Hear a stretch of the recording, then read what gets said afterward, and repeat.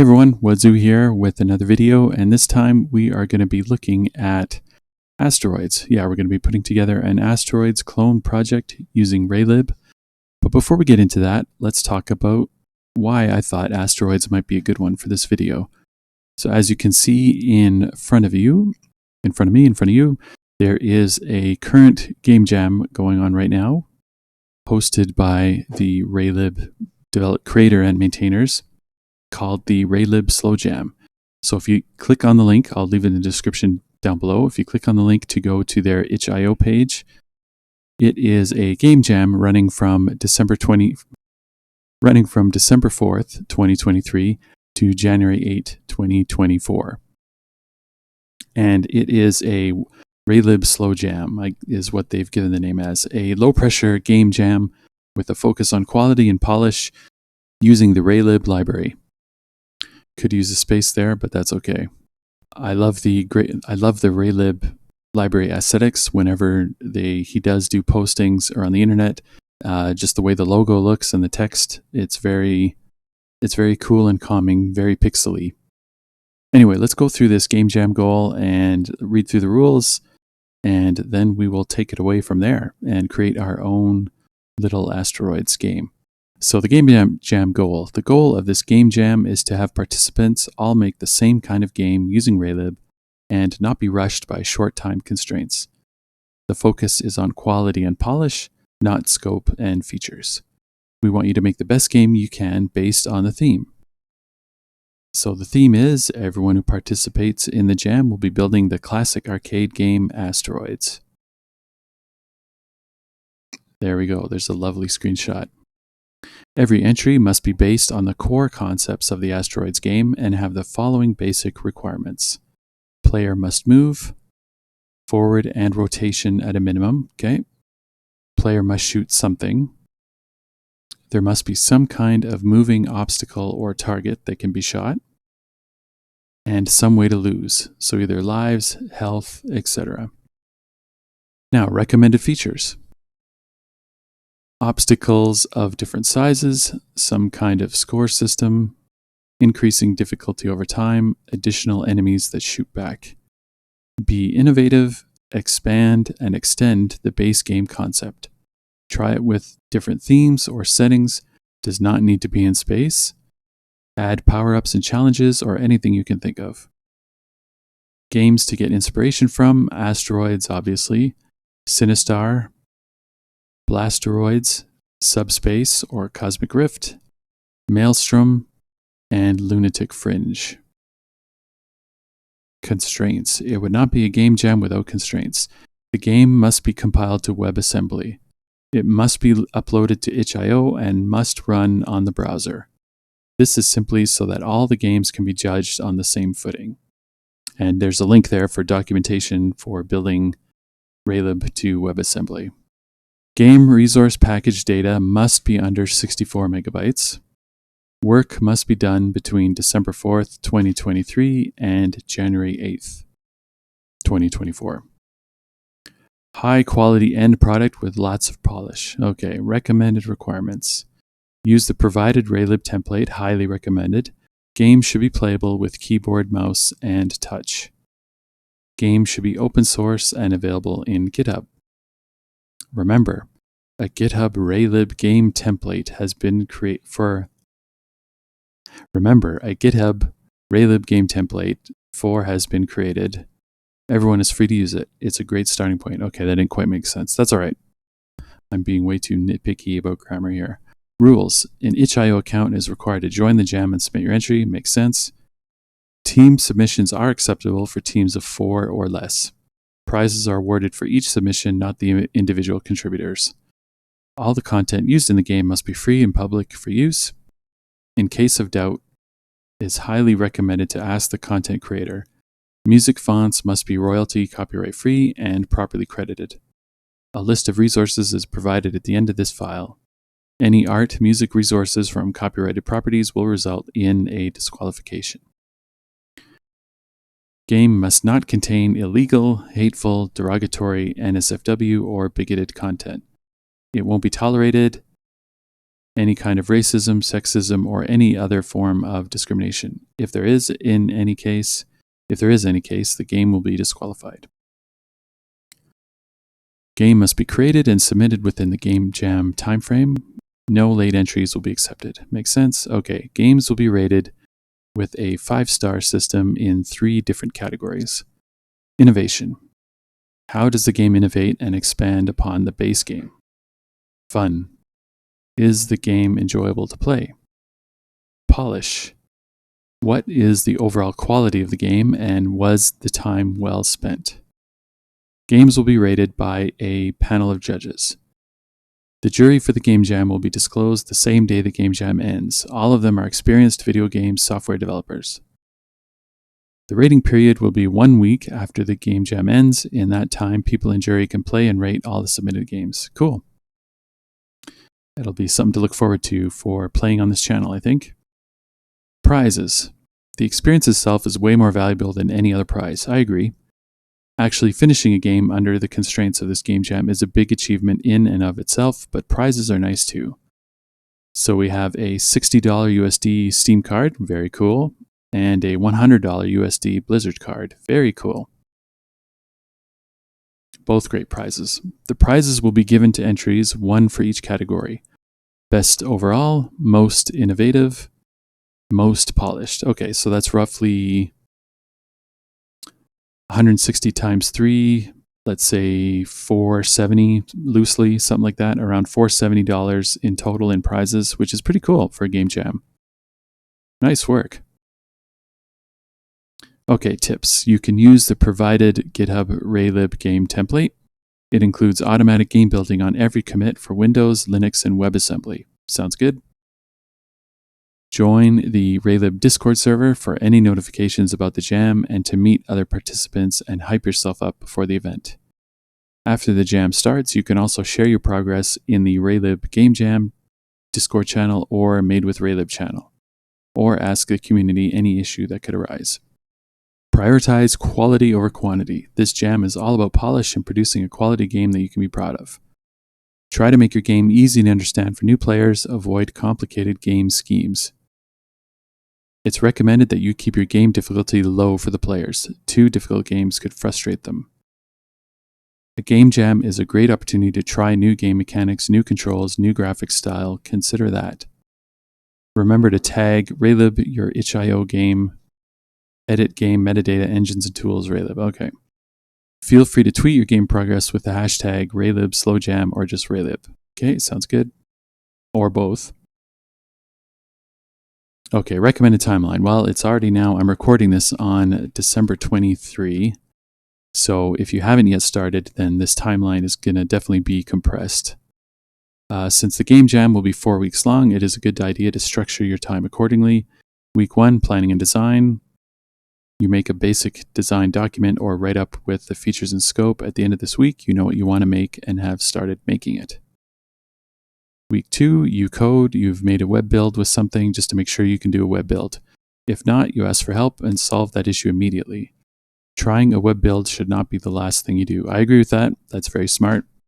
Get a production build ready as soon as you can is a good rule of thumb for just about any software project you make.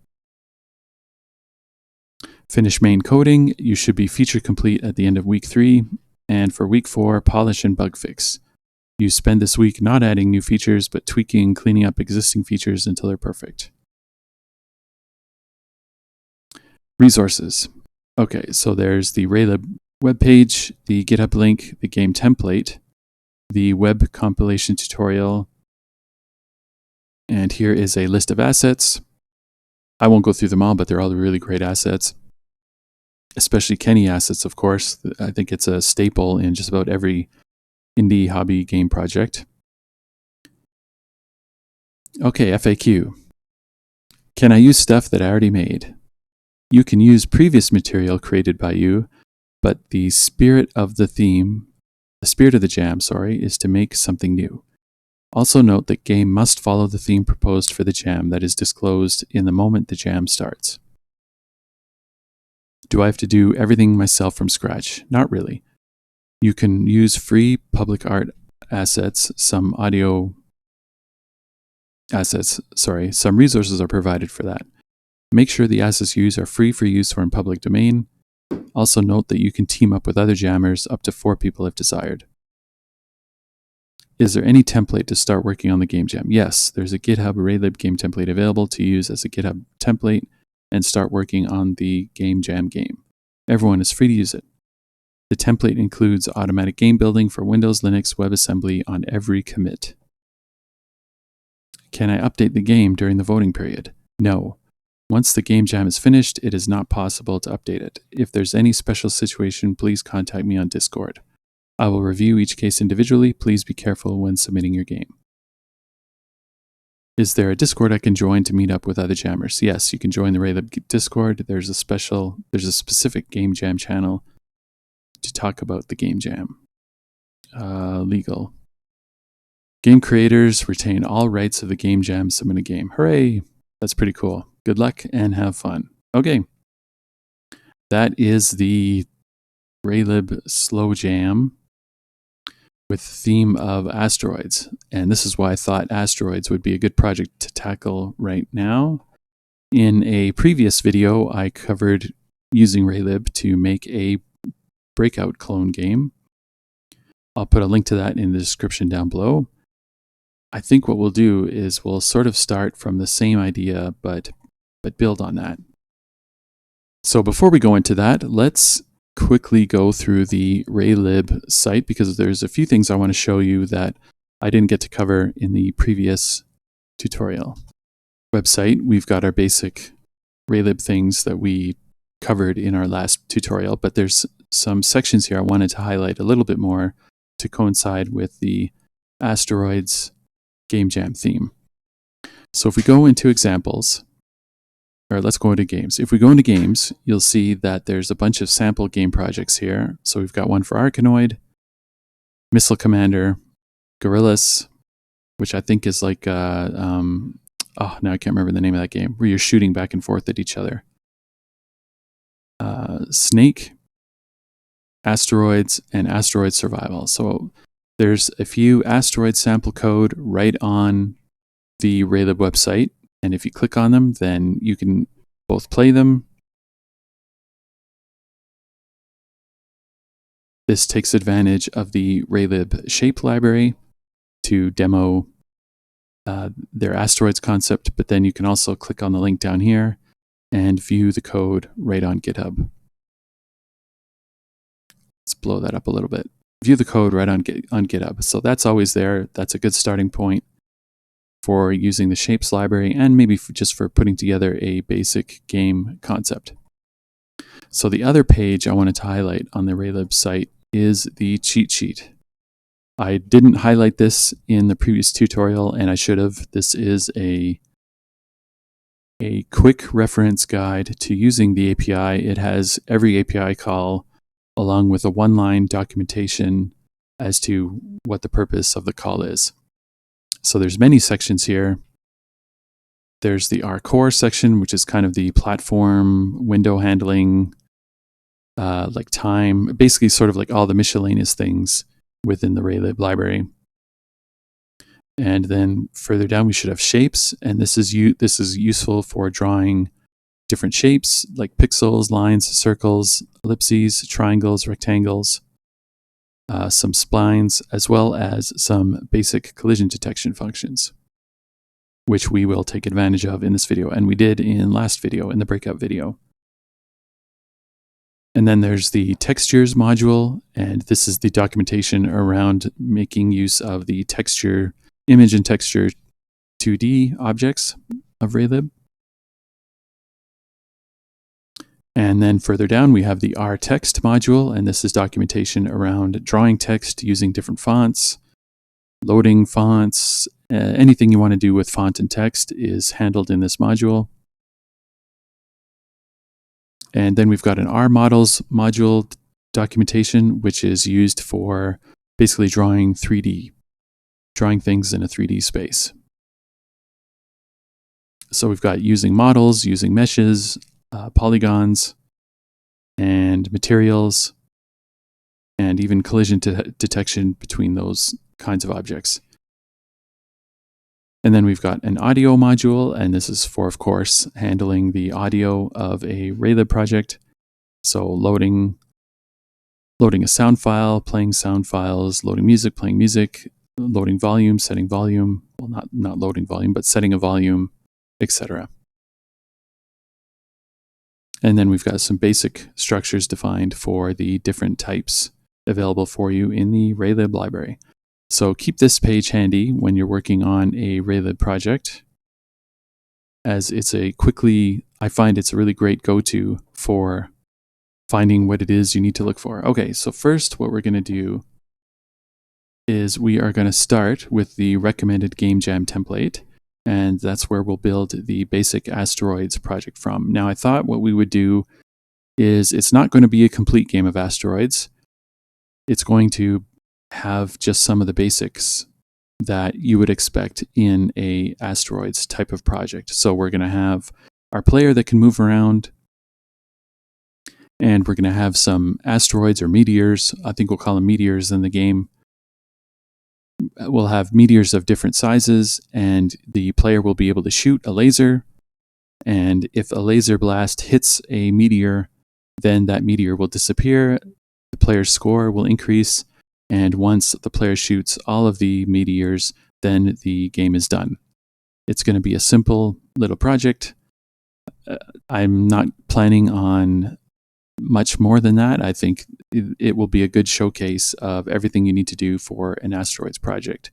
And building on that is just something that you can do once you finish putting this together. It'll be a neat way to learn how to do the rest of the work. Like, for example, when you shoot a large asteroid, it should split. Normally in the arcade game, it splits into two medium-sized asteroids. And then when you shoot a medium-sized asteroid, it will split into two or four small asteroid sizes. And of course, the player can die if they hit an asteroid. But in this project, we're not going to go that far. Okay, so let's go down to the game template. So we click this, and it'll open up this link on GitHub. Okay, a template for, I think this was originally created for an earlier game jam, but it's a useful enough template that it's very flexible for other projects such as this one. So there's a lot of, there's a bit of a description text here. We'll quickly go through it here. So welcome to the Raylib Gamejam template. This template provides a base structure to start developing a small Raylib game in plain C for any of the proposed Raylib game jams. Please consider considering the following usual game jam restrictions. Okay, blah, blah, blah. So note, several GitHub action workflows have been pre-configured to automatically build your game for Windows, Linux, and WebAssembly on each commit. Those workflows automatically sync with the latest version of Raylib available to build. That's really cool. The repo is also pre-configured with the default license, zlib or libpng, and a README, this one to be properly filled by users. Feel free to change the license as required. All the sections defined by data to fill are expected to be edited and filled properly. It is recommended to delete this disclaimer message after editing this README file. This template has been created to be used with Raylib and is licensed under an unmodified zlib libpng license. Okay, so we got a basic game title, little icon, description where we put the description, some features, controls, screenshots, developers, links, and a license. Very cool. Looks very handy. Okay. So we will go to the top here and we will say, use this template. So if you click on this button, you have the option here of creating a new repository or opening in a code space. Let's create a new repository. Okay, we're going to create a new repository. We're going to use the Gamejam template. I'm not going to include all the branches. I just want the default main branch. And I will just call this Raylib Slo-Jam 2023 tutorial. Kind of a long name, so give yours whatever you want to call yours, maybe Raylib Asteroids, Raylib Meteors, whatever you want to call it. And let's for description. Okay, we'll keep it public, and let's create the repository. Generating your repository. Okay, and then as you would any other project, you just, okay, so let's just type in git clone, and then the path to the name of the project that you gave in the template. And let's get it. And we've got our GitHub actions in a .github folder. We've got a gitignore file. We've got some conventions, our license, the default license, projects, which is kind of how it links to the Raylib library, a README, a folder to put our screenshots, and the source folder. So let's go ahead and open this in Visual Studio 2022. Okay, so if you got Visual Studio 2022 coming up, open a project or solution. And then what you want to do is find where you checked out the project, and then go into the projects folder, into the VS 2022 folder, and open up Raylib-Game solution file. Okay, so it will load up everything. So what we want to do is let's build the whole solution, rebuild solution, and we just want to make sure that it basically compiles right out of the box. So without touching anything. And here we go.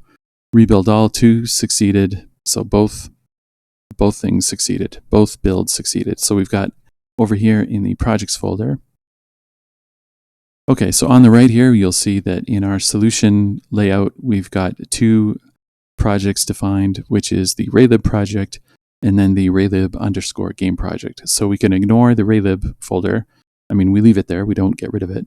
But this is basically all of the Raylib core library code. And the Raylib game folder is where we want to update and create our game, basically. So we've got a Raylib game.c file. And then if we open it up, okay, we can see right here that it is the Raylib Gamejam template. And then it defines a bunch of default headers, macros. We've got an enum for a game state that we can make use of. We've got a default width and height, a basic game loop, which we will just demonstrate right now. So make sure the Raylib game project is highlighted. And if you right click and say set as startup project, then you'll notice that it is the highlighted project of the 2 now. Okay, if we hit the local Windows debugger and run it, then you can see that we've got this basic blue window opening up along with a window title of Raylib Gamejam template. And you'll notice then on the side that we've got the log opening up. This is called the log output. This is what Raylib uses to display things that are running in your project, like basically how it's initializing, what it's detecting in your system, and any log messages that you put in your code will show up in this log here. So it's just detecting what kind of graphics card we have, what kind of system we're running, and little things like that. So for now, we don't have to worry about that. But here we can see that we've got a basic window coming up, which is blue with a blue background and looks good. If we hit the escape key, it should kill it, which it does. And then let's go back to this file. Okay, so we've got our basic game loop running, and let's quickly go through it now so we can skip a lot of this. So here we're defining a screen width and height of 1280 by 720, which is a good, decent size. And we have got a call to init window to set everything up, to open the window, initialize Raylib. And then what we're going to be doing is drawing basically the idea of this Gamejam template is that we're drawing everything to a texture, like every frame of our game to a texture. And then we are blasting that texture to the graphics device. Okay, so I skipped through this pretty quickly here. Okay, so we're creating a render texture, which is the same width and height of the screen. And this is this if-defined platform web. This is a useful entry point for when you turn this into a WebAssembly build. So then the underlying WebAssembly library framework called mscripten will make use of this function to set it as the main loop of your web build, your WebAssembly build. Okay, so we're targeting a 60 frames per second as we did in the breakout tutorial.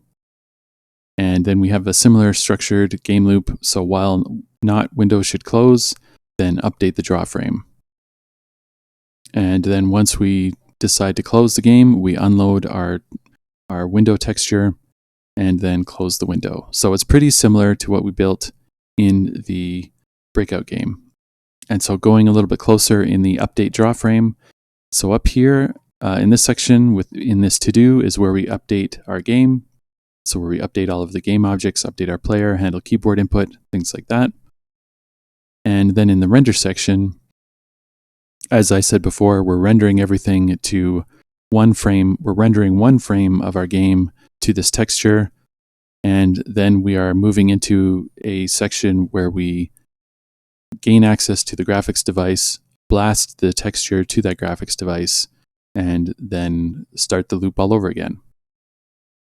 So there's a bunch of comments in this file, a lot of to-dos, which are very handy for following along if you are new to using this template, or if you're just new to creating a little game project on your own using Raylib. Okay, so let's go through a game plan. Let's move this over a little more. Okay, so we got a game plan going here. Okay, so like I say, we're not going to make a 100% complete Asteroids clone. I want to just cover the basics and then leave the rest up to you to be able to tinker with the library and learn on your own. That's kind of really the only way to learn programming in general, is to give yourself a lot of time to experiment and play with things. So we are going to first load up all of our texture data, our image and texture data, which we covered in the breakout tutorial, so this step is nothing new. We are going to load up all sound effects. Again, we did that in the breakout tutorial as well. We are going to create a player object. Maybe create an object that the player controls. Maybe that's a little bit more precise. We are going to handle keyboard input to move the player and fire a laser shot.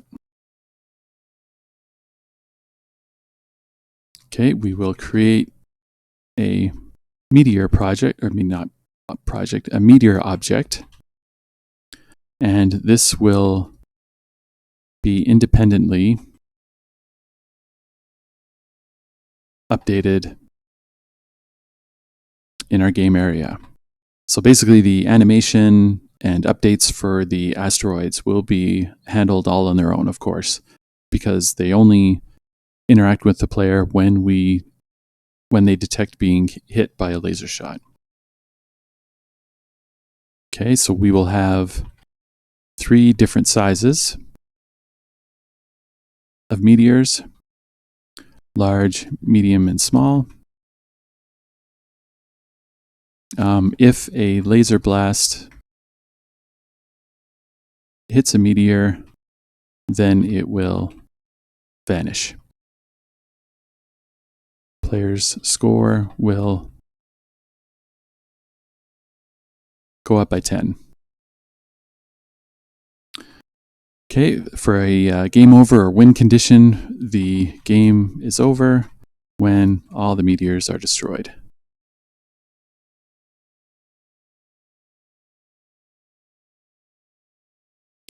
Okay, and then for some of the additional rules which you would expect in an asteroid game, if any object, so the player, meteor, or laser, travels off the side of the game area, it will appear on the other side of the game area. So it will be like a warping effect. You know, if we exit the right-hand side of the screen, we'll come in on the left-hand side. And I think that's about all I want to cover in this tutorial. This is going to be quite a bit of stuff to go through. And I think it will be a blast. Pun intended. Let's get serious. It's all about game development. All right. So in the breakout tutorial project, we came up with 4 functions, which we will, let's find a spot to put them here. Here, let's put them here in this to-do. In this functions declaration, let's try that. So we had a game startup. We had a game update. We had a game render. And we had a game shutdown.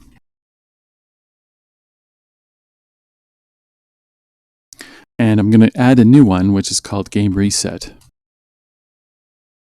And this one should hopefully become obvious as we start working on this. Okay, so let's see where we would put all of these. Okay, so we've got a, let's fill out, let's put them in now. So game startup, void.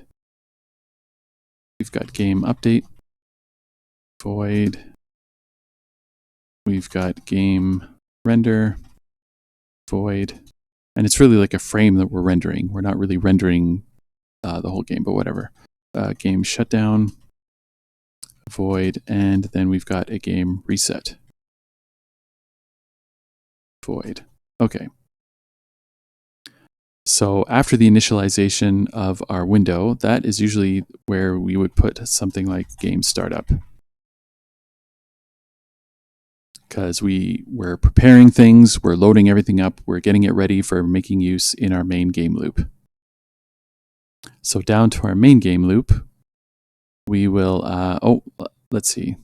So after we unload our render texture, we've got another to-do, unload all loaded resources.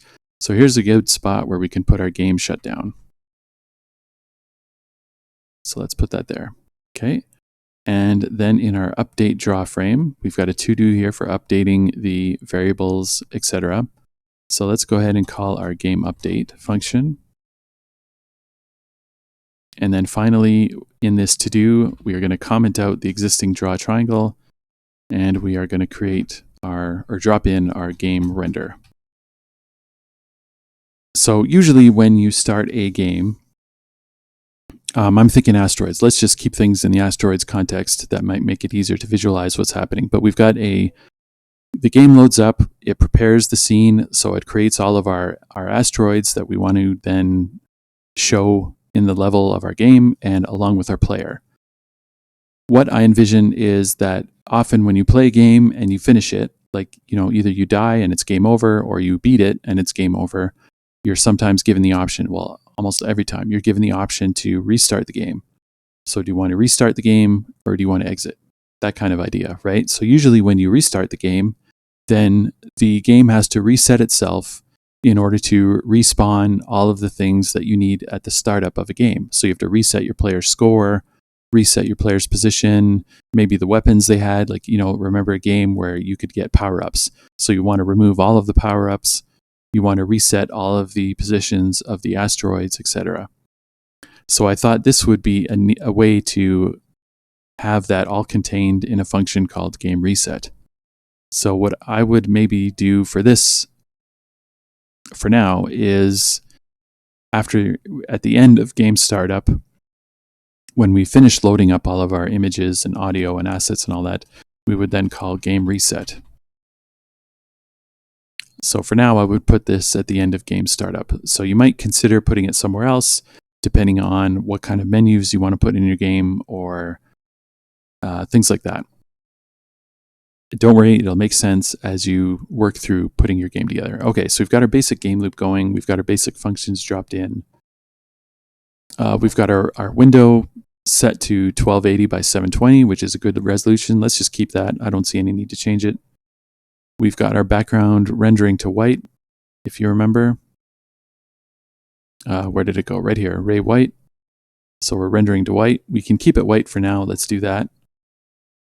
So what we did is, in the breakout tutorial, we created a basic structure to contain our entity, our basic entity in the game. So let's do the same thing here. Let's create a basic structure that we're going to use to as our entity structure to update both everything in the game. So laser blasts, our player, meteors. Okay, so we'll call this a type def struct. And let's start off with a vector2 for our position and a vector2, so x and y coordinates for our speed. And we will have a heading.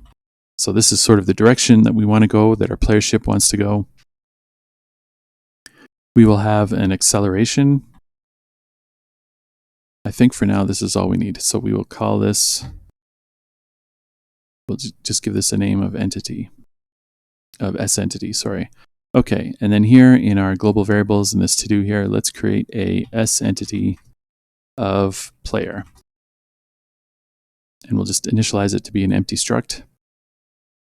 Okay, so what we are going to do is then work on dropping in that player structure into our game. Okay, so in the GameReset function, let's go down here, and this is where we initially position our player object. So we can create a initial player position of, let's say, the middle of the screen. So let's take our screen width divided by 2. Whoops. Screen width divided by 2, and our screen height divided by 2. So that should drop the player right in the middle of the board, or game area, however you want to call it. Let's call our speed is going to be 0. So let's just make sure we define it as 0. And then our heading is going to be 0. And our acceleration is going to be 0. Perfect. So far, so good. Okay, so what we're going to do now is back in our game startup, we're going to load all of our texture data. Right now it's just going to be the player ship. And we're just going to show that on the screen at the position that we were setting the player. Okay, so first of all, I want to declare an enum here for the type of texture that we're going to be using. So this will come in handy as we work with the meteors and the player together.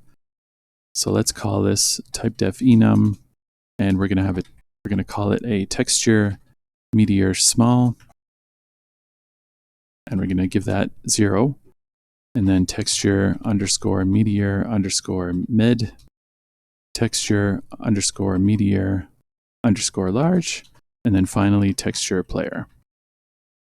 So right now it looks like we have 4 textures. So I'm going to create a define of max textures of 4. So each time you add a new texture, you'll have to add a label for it in this enum, and then just increase this max textures count. And you'll see why momentarily. So we'll have a texture 2D array that we'll declare of just textures, and we'll give it the name, or we'll give it an array size of max textures. So down in the game startup, let's go ahead and load up our texture data. So we did this in the breakout tutorial, where first we have to load the texture data into an image. So we're going to load image. We're going to use the function load image from the Raylib library. And we're going to give it a path of assets player.png. And then we'll call it textures texture player. We'll use that enum key that we defined. And then we'll create load. We'll call load texture from image 1. I'm really sorry about the IntelliSense coming up. I wish it wasn't so in your face all the time. It makes it hard to follow, I know. So essentially, we are taking the texture player enum value that we defined, which if we hover over it, we see that it's 3. We're going to load the textures from the image. Now, okay, and then finally, we just unload the image 1. So now we've got the texture data from the player ship in the textures array of index texture underscore player. So let's go ahead and look at the textures. I just have some that's with the project, so I recommend you just use the ones that are in this code base. And then as you adjust and play with them, you will be able to, drop in your own art, your own assets. Maybe you want different meteors for this thing. Okay.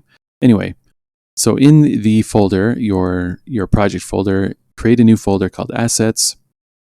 And then I've dropped in a few things. So I've got some sound effects for our lasers. I've got the different the different asteroid sizes, large, medium, and small, and then finally the player PNG.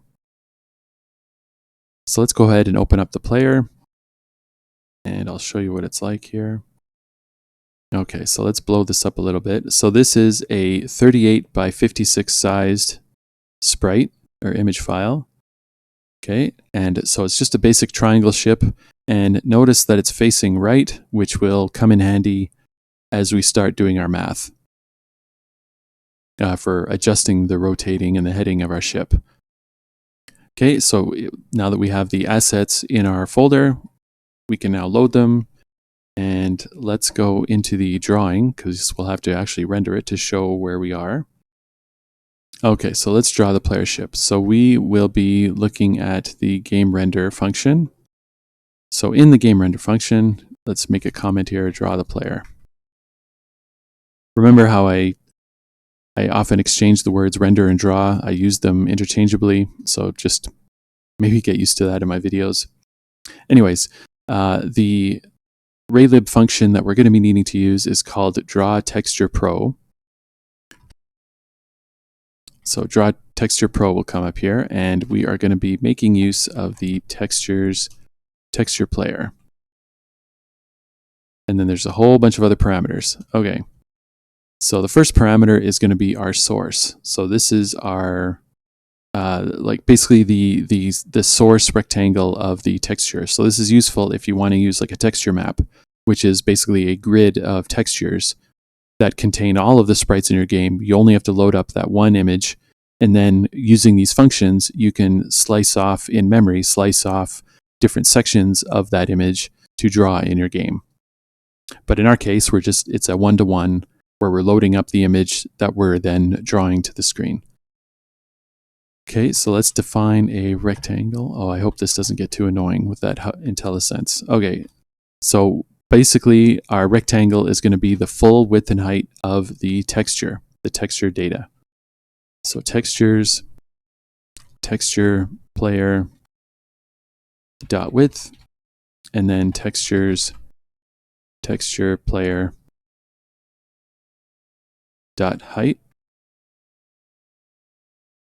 Okay, and then Visual Studio also seems to do this weird thing where it wants to move things to the next line, which really throws off the readability. Anyway, okay, so now our third parameter is going to be where we want to draw it. Okay, so which is represented by another rectangle. So we are going to draw it in the X and Y position of our player. So position.x and splayer.position.y. And then we define a width and a height. So what I'm going to be doing is taking the texture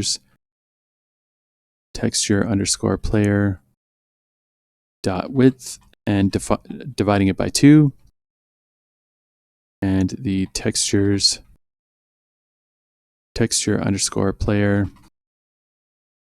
dot height divided by 2, and it did it again. Okay, did it. Okay, I'm sorry. That's Visual Studio messing up with things. I know it looks weird, but okay. So now we're on parameter 4, which is our origin, and I'll explain origin in a moment. So for now, we're just going to make it 0, 0. So vector 2 of 0, 0. Ugh, gross. Okay, so now for our rotation, we are going to be using the heading of our player. So player heading, which is a float, remember from that entity structure. And then for a color tint, we're just going to use white. So we can use Ray White. And let's end that off. Okay, so just to recap, we're using the Draw Texture Pro function. If you look it up in the Raylib cheat sheet, you'll also see here, if you hover over it, the IntelliSense picks it up. So we've got our first parameter is the texture2D object that we want to reference. Then the source, so basically the area of that texture that we want to draw. And then where we want to draw that area to, which is our destination rectangle. And then our origin point is how the library represents rotating that object, that artwork. And then finally, a color tint, which is just, we're going to leave it at white. You can play with that because depending on the texture you're using, you can kind of change colors depending on what's happening with the object. But you can play with all that on your own. Okay, enough talking. Let's get this thing running. But first, in our game shutdown, we're going to unload all of our textures. So we're going to create a little for loop. So for int I equals 0, I is less than max textures, I plus plus. We're just going to call unload textures, and then our textures array of index I. And that's all we need to do. Oh, unload texture. Okay, it's called unload texture. Okay, and no player. Okay, so if you when we load the project, you can see that we've got our log file here. And so we can see here, warning, assets player PNG failed to open file. Okay, so it can't find where our file is. And I think, okay, so let's exit that. Let's close this down. So I think our assets folder in the root of the project, which I told you initially, so let's move it into the source folder. So let's move it in there, source. And you'll notice here that it already has an existing folder called resources. So that's where our artwork should be. My apologies. So let's just copy everything out of assets and put it into resources. Sorry about that. Put it into the resources folder. It's even got a README saying this is where you drop things like that. And then let's go ahead and delete the assets folder here. And then of course, in our initialization call, we have to update the path of our image to be resources. Okay, so in the Raylib game project, right click on that and go into properties. And I'm not sure why this isn't preserved. So I guess sometimes it's different. So in the debugging configuration property, you'll notice here we have a working directory. So this we want to update. So let's click on edit. And we want to use solution dir. So basically the folder where we have the solution, which it expands to be /projects vs 2022. And we want to do // source. So we want the working directory to be our source folder. Okay, so this all looks good. And let's hit apply. And now we should finally be able to run it. And all right, we've got our player ship right here. This is really cool. Ta-da! So you'll notice here again, when we're loading this is our log file, and we've got our texture. It loaded successfully. We've got our font. We've got our file IO, so our resources player PNG file loaded successfully, which makes sense because we can see it. Okay, so let's work on updating it with the keyboard. So let's hit escape, close that up. Now that we got all of that stuff figured out. Okay, so let's go into the update function, and we will use the keyboard logic that we kind of put together in breakout. We will listen for the same keys, or same functions. So in Raylib, we've got is key down, key left. So is our left arrow key pushed? And then what we want to do is we want to take the player heading and we want to subtract 5 from that.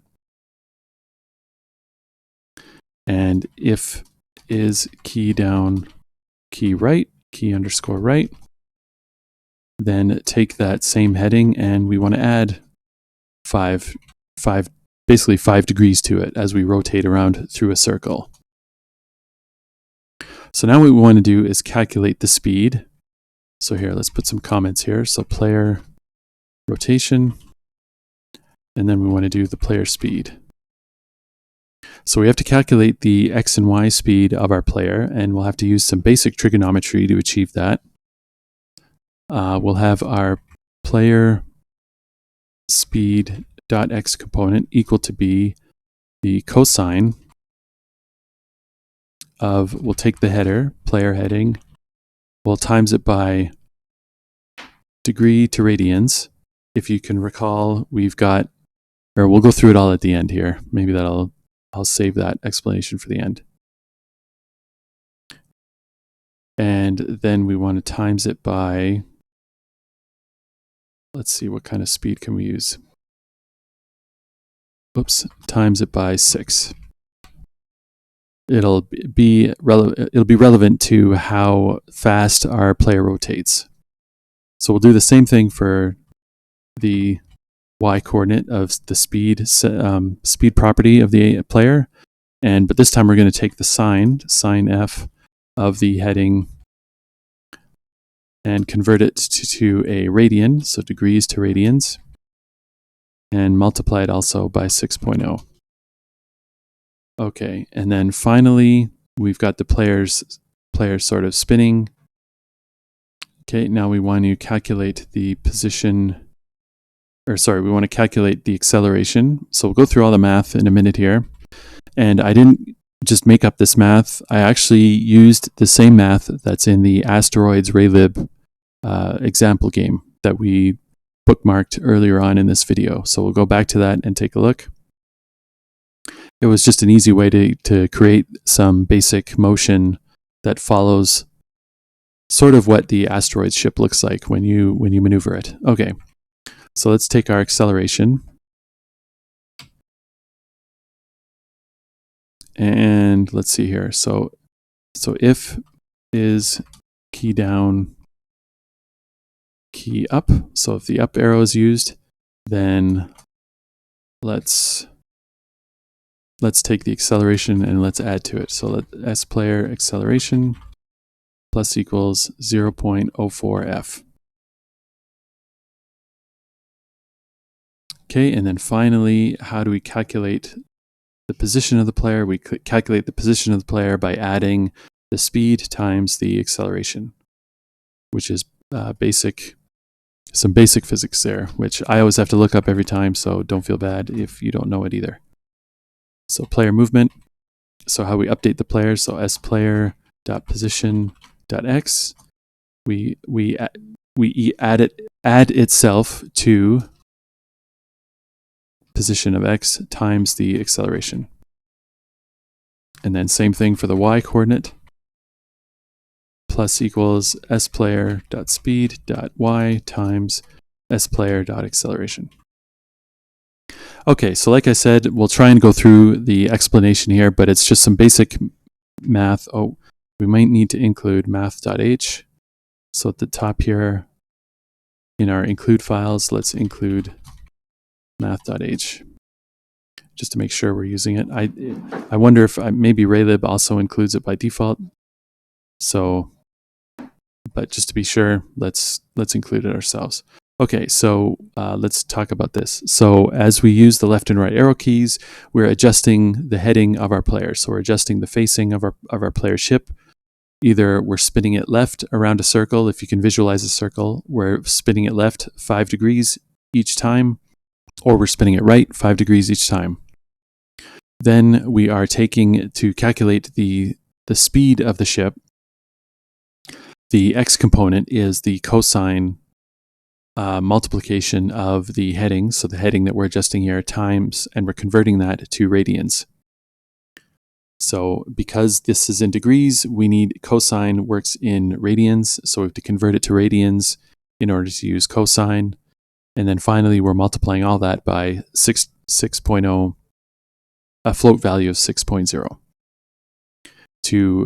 which basically adjusts the turn rate of our player. So we can see how it looks when we run it. So let's run it, and let's just make sure this sucker works. Okay, so we've got our player ship, and if you hold down the left key, you'll see that it's spinning left. And if you hold down the right key, you'll see that it's spinning right. Okay, so far so good. And if you hit up, it should move. Okay, there we go. So it moves in the direction that we're facing. And it stays constant. So I'm not holding up air anymore, but our acceleration remains constant. And so we're flying at a constant speed, and I'm adjusting it left and right. So this looks really good. Okay, but you'll notice one thing is that the rotation looks a little bit weird, and I'll show you why, which is where that origin point comes in with that draw texture pro function that I talked about. Oh, and of course, once we fly off screen, our ship is pretty much gone. So hit escape, get out of that, and let's first update the position of our player depending if they go off the screen or not. So if player.position.x is bigger than the screen width, then sPlayer position.x equals 0. Else if the position.x is less than 0, then make the position the screen width. And we'll do the same thing for y, except of course the y component. So let's just cut and paste that. So y, and instead of screen width, we'll use screen height. So if y is bigger than our screen height,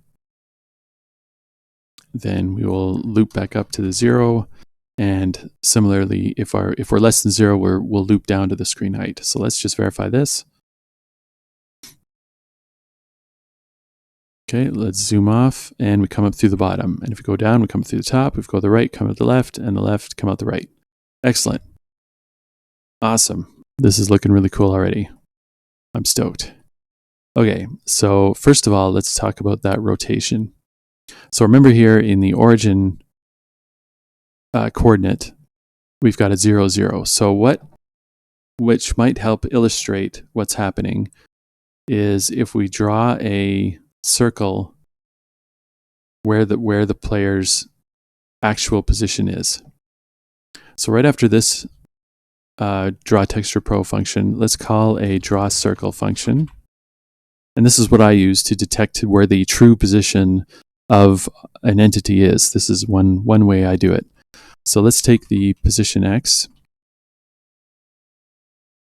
and the position y, and then draw circle. The third parameter is our radius. So let's just give it a radius that we can see. So something like 5, and then a color. So let's make it something we can see. Let's call it red.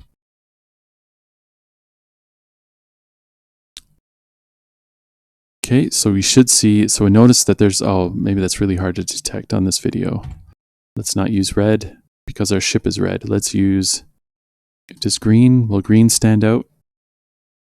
Let's try green. Okay, hopefully that stands out.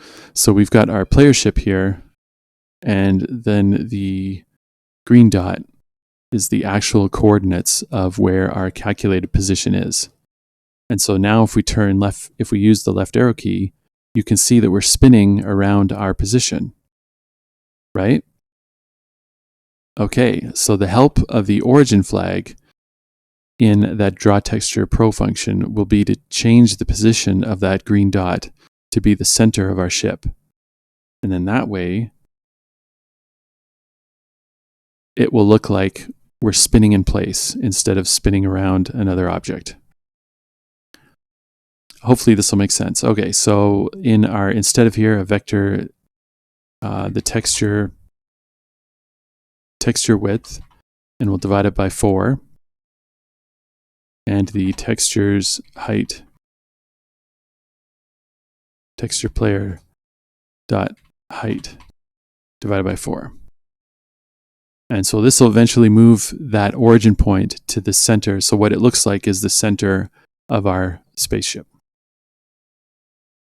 So let's run this again.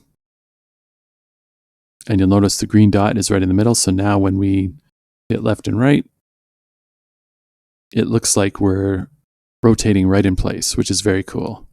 Okay, so we've got our player spinning around. We can move, go off screen, and notice that if we hold down the arrow key, our player just gets ridiculously fast, right? We're traveling through hyperspace here. Okay, so let's put a cap on that. So let's see here. Okay, so instead of always increasing our acceleration by 0.04, so if sPlayer acceleration is less than 1, then we'll do that acceleration. Or then we'll do that addition, sorry. So if our acceleration value is less than 1, then we'll just keep increasing the acceleration. So we'll create a maximum cap. So let's try this again.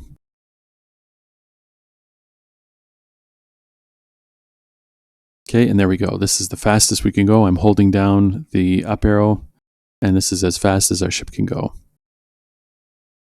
And earlier, remember I had said that we are dividing the width and height by 2 of our data. So we can, if you want that ship bigger, then just take out the divided by 2 and divided by 2 of the width and height of the destination parameter of this Draw Texture Pro, and that will make your player ship a lot bigger if you don't like it that small. I kind of like it that small, just because then otherwise it feels like it's dominating the size of the objects in that screen. Anyway, so you can keep the draw circle with that green dot of where your position is, or you can get rid of it if you want. So now what we will do is let's draw some text to help us with our visualizing where our player is. So basically like a small dashboard that will print out the position, the heading of our player, and maybe we can throw a score in there for now. Like this is sort of a debug window, in other words, that we'll put in the upper left corner. Okay, so right after this draw circle, let's go ahead and we'll create a small section here, draw a basic UI. And I'll show you what I mean when we get this thing drawn out. So we're going to draw a rectangle starting from position 5, 5, XY of 5, 5. We're going to make it 250 pixels in length and 100 pixels high. And we are going to take sky blue and fade it by 0.5. And then we're going to draw rectangle lines to create a border around that rectangle. Again, we'll start at 5, 5, and we'll make it 250 by 100, and we'll just make it a solid blue. Now we're going to draw our position, our player's position. We're going to spit that out. Okay, so let's use the draw text function, and we're then going to call a text format because we need to format how we're going to. Okay, so player position. We're going to format basically the parameters that we're putting into the string here. Player position. So we're going to be using %.63f, %063f, and this is a way of displaying floats within a string, like converting the value of the float into a value that the string can display. And then we want to, for the values of those floats, we are going to be using the position X and sPlayer position Y. Okay, and then after that text format function, we're going to then draw it at coordinates 15, 30, font size 10, and it's going to be yellow color. Okay, so we've got a position, and now let's draw the heading, and that'll help us detect. Okay, so let's just cut and paste basically this function. So draw text, so player heading, and we only need 1 because it's just a single float value. And then we'll wipe out these 2 values here and just use sPlayer heading. And then we're going to increase the Y parameter of our draw text function to 45. and then still keep the 10-point font size, and then the yellow color. And maybe we'll leave score until after we draw the meteors. Okay, so that looks pretty cool, except for the fact that it does not look very good on a white background. So let's go ahead and change that to black. So down at the very bottom in our update draw frame, let's just clear the background to black. And let's do it on both clear background calls. Okay, so we should have a black background, which we do. We can spin around as usual, and as we're spinning, you can see up here in the top left corner that our heading is being updated as we're calculating our radians. We don't really have any maximum, which maybe we should consider. If I keep spinning right forever, then you'll see this heading just go wonky. And then our position, you can see our position values getting updated.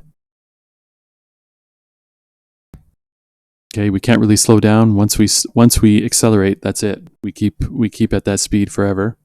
So that's cool. So we've got our position readout, we've got our heading readout, and so I don't think we need three significant digits of our float values.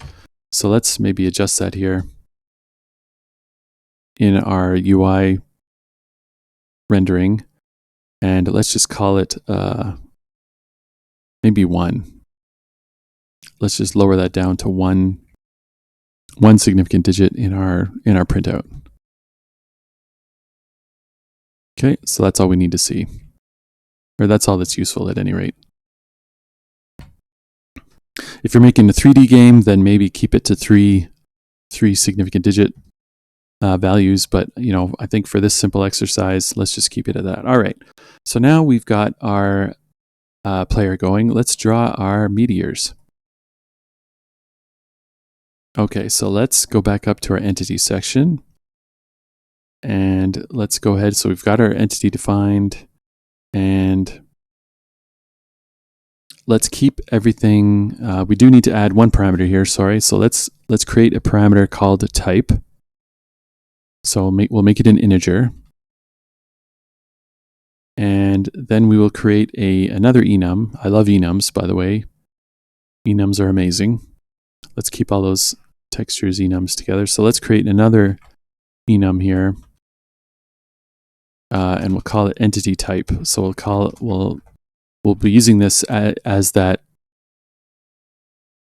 We'll be using this for this type parameter of our entity. So we have a type of meteor small, which will assign a value of 0, and then we'll create a type meteor medium, a type meteor large, and then finally a type player. And then we'll just call this entity type. Okay, so down in our player, let's go back here in our reset and game reset. Okay, so let's just assign the type just to be a completionist. sPlayer.type equals type player, even though we're not actually using it right now. All right, so now we've got a player. So we've got a structure that'll hold our entity. So let's create an array that'll hold our meteors. So down underneath where we declared our player entity, let's declare a S entity of S meteors. And we'll use a max meteors constant value, which we haven't defined yet. So let's go ahead and define that. Maybe let's put it right here. Why not? So define max meteors. Let's call it 20. So we've got 20 meteors that'll show up in our level. Okay, and then so we've got, remember how we have our texture enum already defined here for our different meteors and the player. So let's go ahead and now we can load everything up. Okay, so we can cut and paste this. Actually, let's not cut and paste it, the first one. Let's work on, so image 2 will be load image, and we will call resources, and let's start with meteor small, PNG. Okay, and then we'll take in that textures array, the texture meteor small index, which should be 0, is equal to load texture from image 2, and then we'll unload image 2 because we no longer need it. It's now loaded into the texture details, or the texture object there.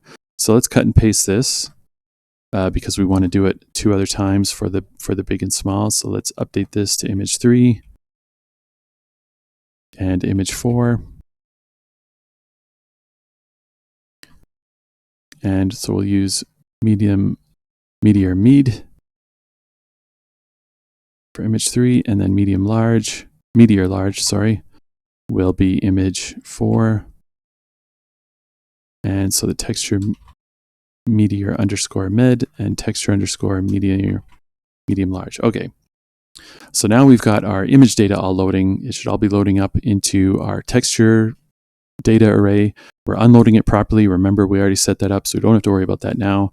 So in the reset function, let's go ahead and generate the position of 20 random asteroids. Okay, so first of all, let's go into the reset. And here, so let's create a for loop. For loops are fun.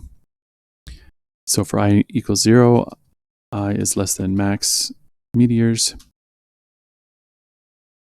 I plus plus. Okay, so what we're going to do is we're going to generate a lot of random values here. So S meteors, I will first generate a random value for a heading. So we'll take, there's a random function built in the Raylib library called getRandomValue, and it takes in integers. So we have to convert the result of that to a float. So we assign, or we call getRandomValue, and we have to provide a minimum and a maximum. So we have to, let's create a between 0 and 360, which is the, of course, degrees of a circle. And then let's take our position. And we're going to create vector 2. We're going to create another random. So float get random value. We're going to define the range of our position as between 0 and the screen width.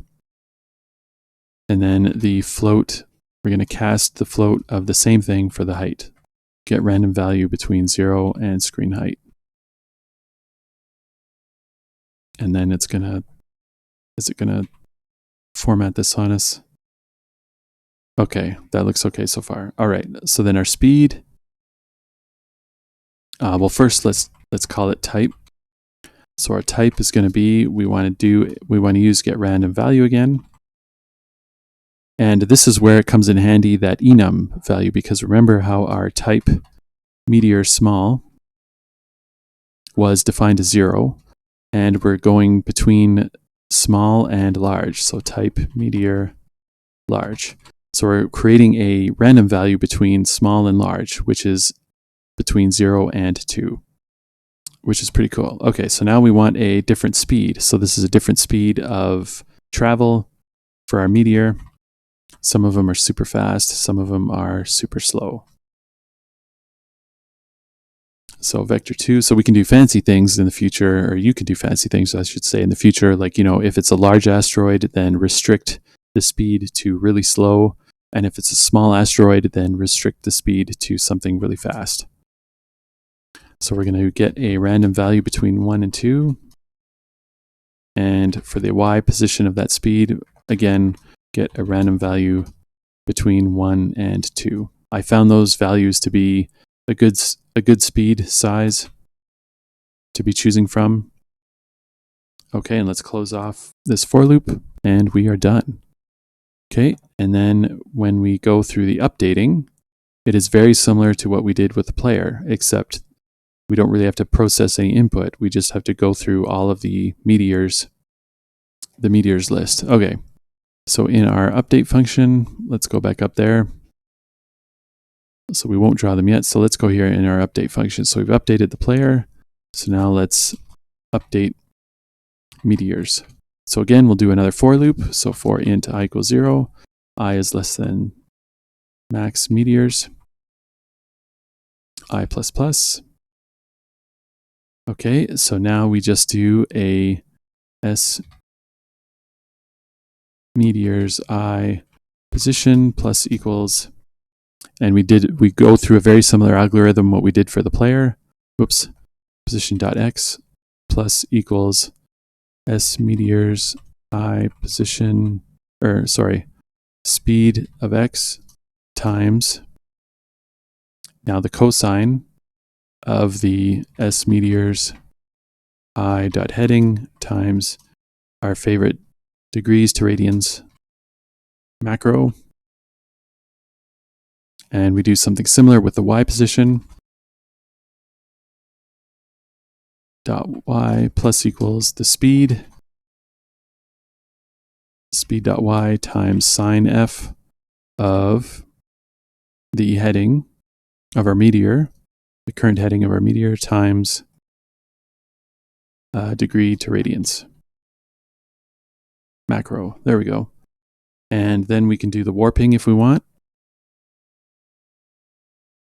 Okay, so if s meteors I position dot x is bigger than screen width, then warp it around. S meteors I dot position dot x equals 0.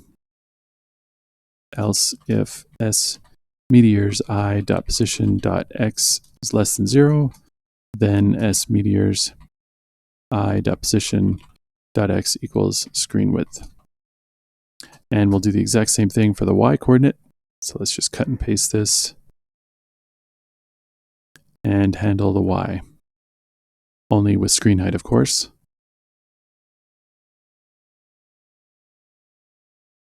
Okay, screen height.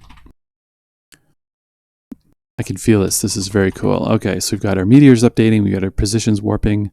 Let's go ahead and draw them, just so we can verify that we've got things currently looking good. Okay. We're going to be using Draw Texture Pro again. And so what I'd usually do is I'm going to draw the meteors first and then draw the player. So before the player, let's draw the meteors section in game render. So we'll do another for loop into I equals 0, I is less than max meteors, I plus plus. Okay, and now we have our favorite Draw Texture Pro function. And we are going to be taking the textures array, and we'll use the index of s meteors I dot type into our textures array. Okay, and then we'll be creating a rectangle of the source, which is going to be the width of that texture data, the width and height. So same thing like we did to the player, because we're loading up each image separately of our meteor object. So textures s meteors I dot type width, and then textures s meteors I dot type dot height. Okay, and then it will do all that media. Okay, and then so where do we want to draw it to? So the destination. So again, it's another rectangle. And so what we want to do is take the position of the meteor, position.x, and the s meteors I position.y. And then we want to take a size, so width and height. So let's take the actual size of the texture image. So textures s meteors I dot type dot width, and then oops, spelled textures wrong there. And then textures s meteors I dot type dot height. Okay. And then for our origin point, let's just go right to the middle of our meteor, and so that will be vector 2. And that will just be the width and height of the texture sizes divided by 2. So textures s meteors I dot type dot width divided by 2, and textures s meteors I dot type dot height divided by 2. And then we'll, for a rotation value, we'll just use the heading which the same thing we did for the player. So S meteors I dot heading, and then finally we'll just stick with white as our color. And that should be the end of it. Okay, so let's load them up. We've already got our assets in there that we used, that we dropped in there from the beginning. So let's start up, and you can see that we've got asteroids floating around now, which is really cool. So that we've got each different size. We've got small here. We've got medium right there. We've got large right here. And yeah, that's really cool. They each have their own different speeds, and they're all going off the screen and reappearing as they warp around off the edges. So as you can tell, there's no collision detection at all. We can just fly around, hit each one. Okay, so let's work on adding a laser blast. I want to create another entity array for our laser blast.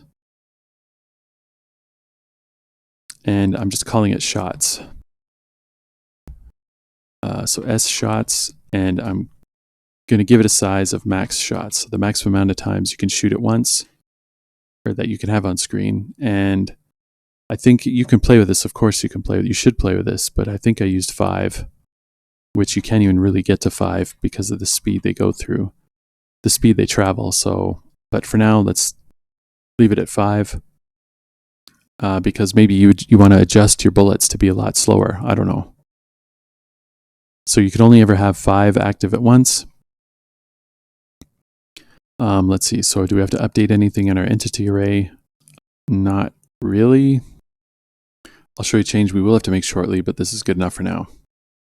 So let's go ahead and, so we've got shots, and then let's go through the process of handling a shot. So that would be if we hit the, maybe we'll do it after all the position stuff for a player. Okay, so right between updating the position for a player and then updating the meteors, let's handle taking a bullet shot. So if we hit the control key, that's what I'm choosing to use. So let's spawn shots. This first one will be spawning shot. So spawn shots. So if is key pressed, key left control. Okay, so we want to first see if there's any available room in that array to spawn a shot. So for int I equals 0, I is less than max shots, I plus plus. Okay, so I just realized that we need one more value here, and this is a Boolean that I'm going to be calling. We can call it alive or active. I think they contextually mean the same thing with the usage of them in our system. So let's just call it active. So an entity can be either active or not active. This is useful for doing things like, which we'll do shortly here. We'll hide the meteor if they're active. Or we'll only show and update the meteor if it's active. And once the player shoots it down, it will then be flagged as inactive. So then we won't bother updating it. And this is also going to be useful for our shots. Only update the entities in that array that are active. Okay, so let's go back down to, so back in our spawn shots. So if our active is false, so if we have an available shot spot in that array which is not active, then we set it to active. We set active to true, and we set the position of that shot to be basically where the player is right now. So the player's current position, and we set the heading to be the heading of the player. So s shots I dot heading equals s player dot heading. Okay, and then for our speed, for our acceleration, we're going to just set it to 1. And for our speed components, we are going to assign it to the cosine of S player heading times degree to radians. And then we're going to times it by a shot speed. So I've come up with a shot speed of 10. But again, this is something you can play with as you work with this code base. So speed.y is equal to the sine f of the player heading times degrees to radians times 10. Okay, so then that is all well and dandy. And then let's break out of here because we've now used up our slot. We don't need to continue going through the array to find an empty spot. We've already got one. And so I'm wondering if we need to... Okay, so first of all, in our game reset...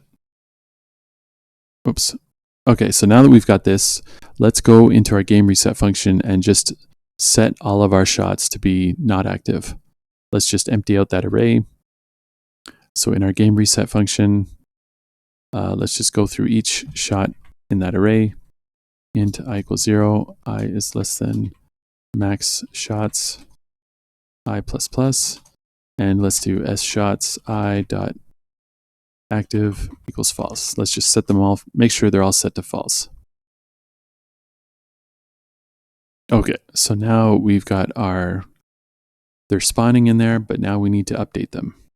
So let's go down underneath the update meteors function, and let's do the update all of the shots. Update the shots array. So for int I equals 0, I is less than max shots, I plus plus. So if s shots I is active, so if the shot is active, then let's essentially update it as we would anything else. Or our other entities. So s shots I dot position dot x plus equals s shots I dot speed dot x times s shots I acceleration. And then the same thing for the y coordinate. S shots I dot position dot y plus equals s shots I dot speed dot y times acceleration, s shots I acceleration. Okay, and then what I'm going to do instead of warping the shots around, is that if the shot moves off the screen, off the edges of the screen, then it's dead. It's considered dead. So if s shots I dot position dot x is bigger than screen width, or s shots I dot position dot x is less than 0, then s shots I dot active equals false. So declare it dead. And same thing if, let's cut and paste this for, oops. We'll cut and paste that for the y. So s shots position dot y is bigger than the screen height, or position dot y is less than 0, then active equals false. Okay, so now let's quickly render this. This one I think we'll just use a draw circle. Okay, so let's, before we draw the player, let's draw the shots. Draw the shots. So for int I equals 0, I is less than max shots, I plus plus. And then, so if s shots I is active, then we're going to use the draw circle Raylib function, s shots I position dot x, s shots I position dot y, and let's create a radius. We have to give it a radius. Let's give it a radius of 1, and we'll use yellow. Again, you can play this. You can make it purple, green, whatever it is you want to use. Go nuts. And you can make it like different sizes. So maybe like the more meteors you shoot, the bigger or maybe start off with a big laser blast, and then the more meteors you shoot, the smaller it gets, making it harder to finish. I don't know. Feel free to experiment. That's kind of the fun thing about game development. You can really play with these parameters once you get things working. Okay, so we should have the basics going. We should be able to draw and render a shot. So let's test it out. Let's hit play. Okay, so let's hit Control, and we see a laser blast going out. We can have a whole bunch coming up at once. They're dead as soon as they get off screen. We can only have a maximum of 5. If we hold down the left key, only 1 is registered, which is what we want. We don't want a continuous stream of bullets. So they have to manually release the key and then push it down again in order to detect a laser fire. Okay, so now let's do collision detection. So first what we're going to have to do, of course, is, or not of course, but first what we're going to have to do is, now that we've got that active flag, we're going to need to apply it to the meteors as well. So once there's a collision between a laser and a meteor, then it just toggles that flag to false, active false. So first in our reset function, let's go ahead and let's just, even for the player, let's just give it an active value of true. And for the meteors, smeteors I.active equals true. So we'll set those to true on startup. And then for our meteors code, we'll just put in an if condition there. So if smeteors I.active, then draw the thing. And same thing with updating. So if it's only update the ones that are active. So if smeteors I.active, then update all the things. All right. So we don't have to worry about player right now. That's always going to be active, but that's useful. It's a useful flag to have for if you want to have multiple lives. So if you want to set, you want to detect when the player loses a life, and then you decrement that life counter, etc. Okay, so we've got our textures. Okay, so we've got our meteors updating. We've got everything updating. Let's go through collision detection. So for that, we are going to be using a Raylib function called check collision circles. The algorithm approach we're going to do is define a loose circle size around each meteor, and then we've already got the circle size of the laser blast. So then we're going to just use those circles to detect if there's a collision or not. So in our once we finish everything here, so we've spawned our shots, we've updated our meteors, we've updated our shots. So now let's do collision detection.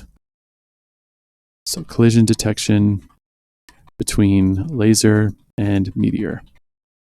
So first thing we're going to do is go through, since the laser array is smaller, then that's the array that we're going to loop through on the outside, instead of looping through each meteor and then looping through each laser, which doesn't make, it seems pretty inefficient. So we're going to create a for loop.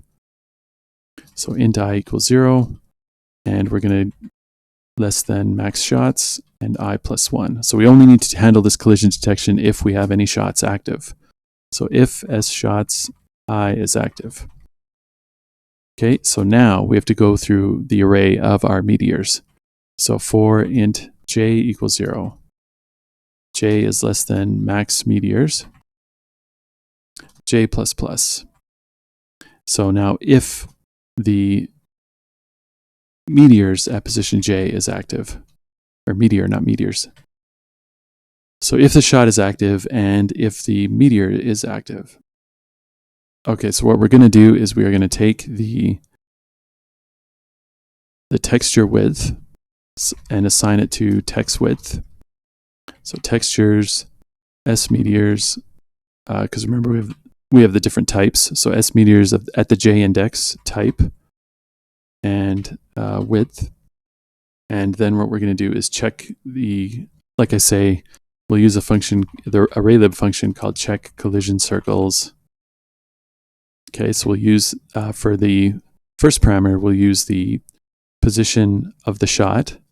So shots I position dot x, or position, just position, because the first parameter is a vector 2.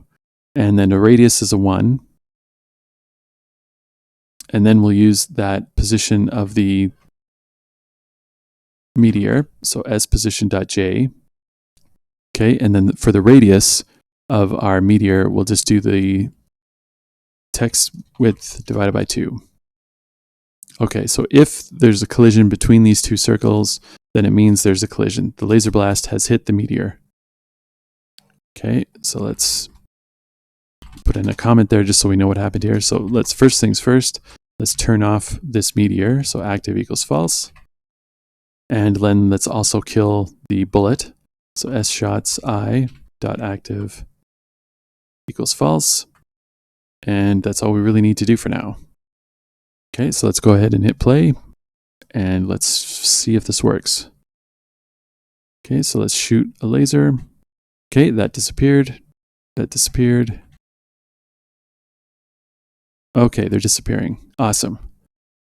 So let's keep track of how many are disappearing in order to, in our status window here in the top left, let's create one for how many asteroids are left, just so that we know that our functions and our active flag is working correctly.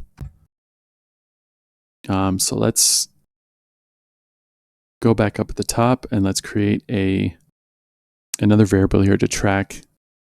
Where are we going here? Sorry, I'm scrolling around a lot. Okay, let's create a variable here to track how many asteroids are left. So int current meteor count equals 0. But then what we'll do is in our GameReset function, let's set current meteor count to max meteors. Okay, so at the end of GameReset, current meteor count equals max meteors. And then as we detect a collision, let's decrement that count by 1. Oops. Okay, current meteor count minus minus. And then in our status window, let's, underneath the draw text to the player heading, let's do draw text format.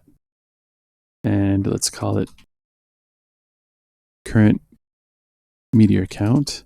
And let's use %I because we've got an integer and our value is current meteor count. And then we want to use an X position of 15 to line up with the other text, Y position of 60, a font size of 10, and we'll keep it yellow. Okay, let's see if that works. So go ahead and hit play. Okay, so we've got a current meteor count display of 20. And as we hit each one, notice that it's updating. So it's now 15. Okay, cool. So we've got 14, 12. You can see it going down. Okay, so now what we want to do is that if there's 0 meteors, then we've won. And I don't know. Oh, you know what? Maybe we'll do sound effects first. Okay, so we've got our shots, our meteor count. Let's go back into our main startup. Let's go into our game startup function. And let's drop in our call to init audio device. Okay, and now we've got, remember how we have 2 sound effects. So we're going to load them up the same way we did in our breakout game. Okay, so I'm going to call them, we could make it an array and do another enum. In fact, let's just do that. Okay, so let's, we'll call this one type def enum. Let's call it sound shoot equals 0, sound laser shoot equals 0, and then sound explosion. Okay, and then we'll give that a name of, or maybe we'll leave that alone. Okay, and then we'll have a sounds, and we'll have another variable called max sounds, another constant. So we've got textures and sounds. So define max sounds as 2. We've got 2 sounds that will track in our sound array, our sounds array. And we've got a sound laser shoot and a sound explosion. Okay, so in our, let's first, before we do anything, let's remember to clean them up. So let's go into our game shutdown. And after we unload the textures, let's go ahead and unload the sounds. I is less than max sounds so that we don't forget. Unload sounds I. And then let's close audio device. Okay, so the cleanup is all there. And so in our startup function, as we zoom back up to that, let's go ahead and sounds, let's see, sound laser shoot, kind of a long variable name, or long name at any rate. Okay, load sound. And then again, these are just in the resources folder. Resources, laser shoot dot wave. Okay, and then similarly, we've got a sound explosion. So that's the sound when a laser hits an asteroid. Load sound resources laser explosion dot wave. Okay, so now when we shoot, so if we've successfully spawned a new shot, let's go ahead and play sound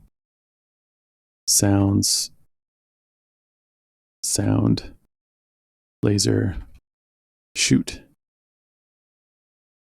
And similarly, when we detect a collision, let's just cut and paste that. It'll make it a whole lot easier. So let's cut this. And then when we detect a collision, after we decrement to the current meteor count, let's play the sound laser, or just sound explosion. Okay, and maybe one thing we should do after this is break. So we've updated this. It's the one laser blast. If we break, we'll break out of this for loop. Oh, so only if we collide. So only if we collide, we'll break out of this. Sorry, I've got to watch where my parameters are. Or not parameters, I got to watch where my break is. So if we successfully collide, we can finish with this, going through this array, the array of meteors, and move on to the next shot. Let's try this again. So now we should hear sounds. Very cool.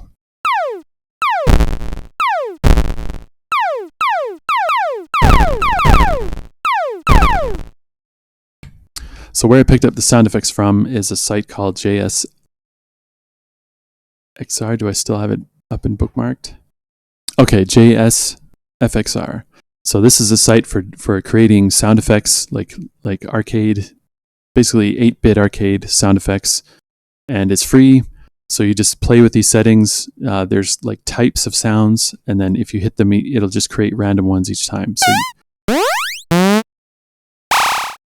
you can create different tones and sounds for whatever it is you want to, the sound effect you're going for. So you can play with the different sliders and then just download the generated WAV file. So that's all I did to create the sound effects for both the Brickout game and for this one.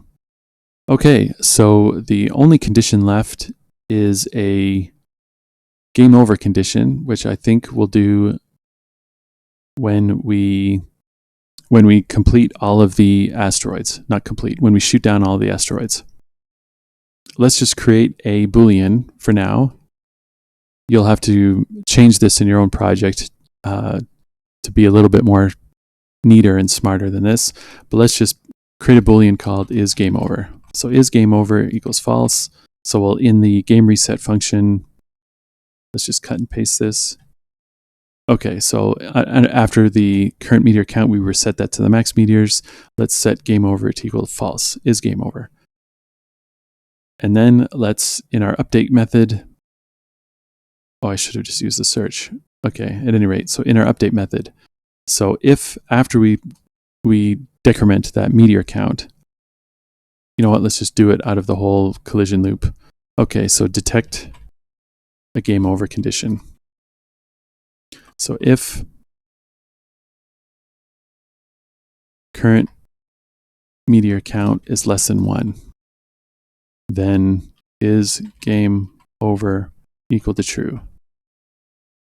So basically all we're going to do is, so if game over is equal to true, then we'll just display some game over text.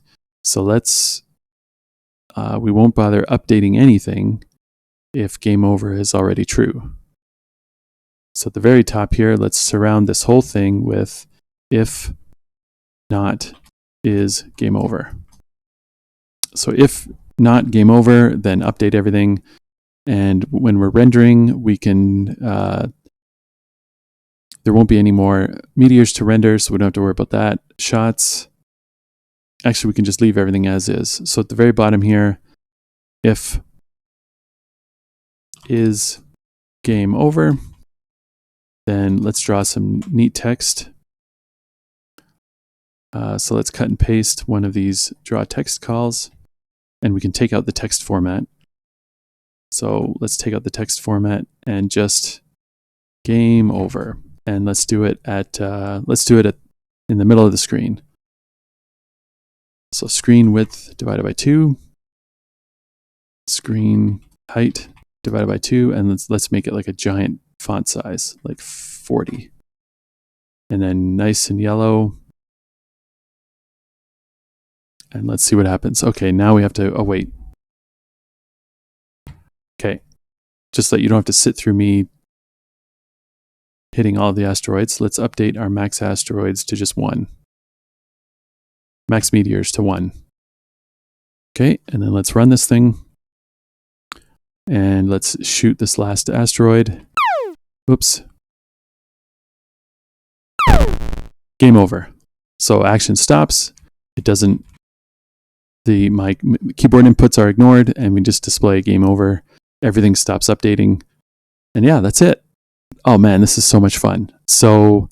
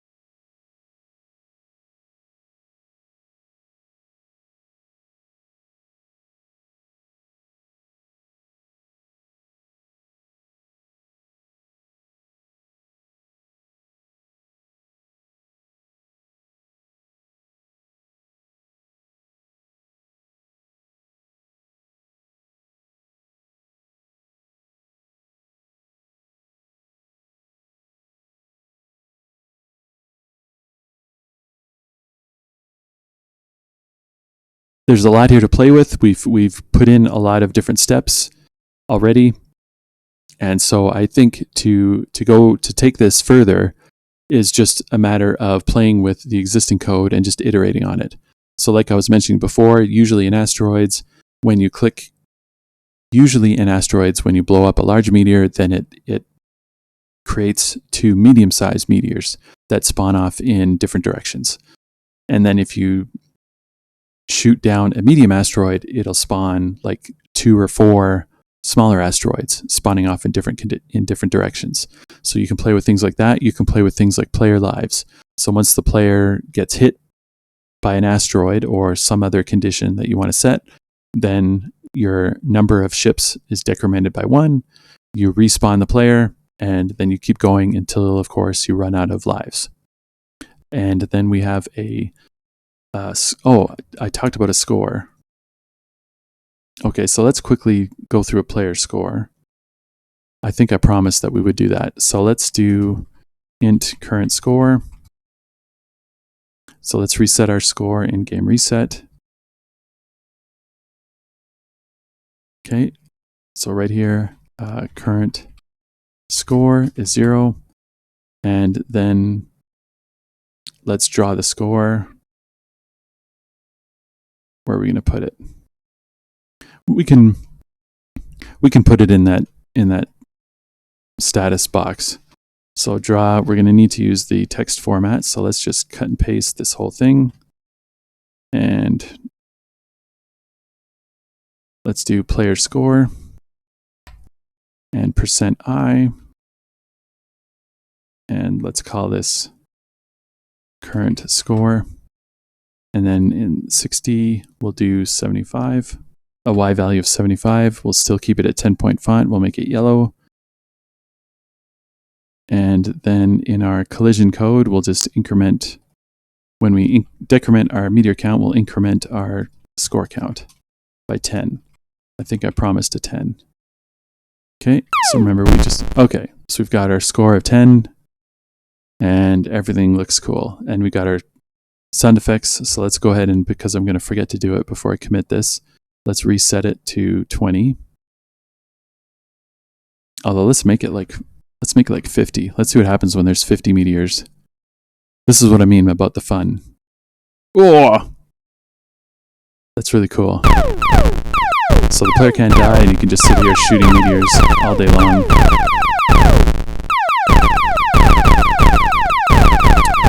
We can do the Death Blossom from the last Starfighter.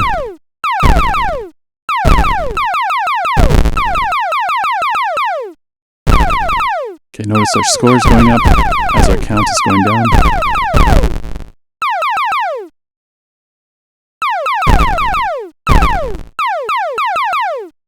And it's always the last 2 or 3 which are really tricky.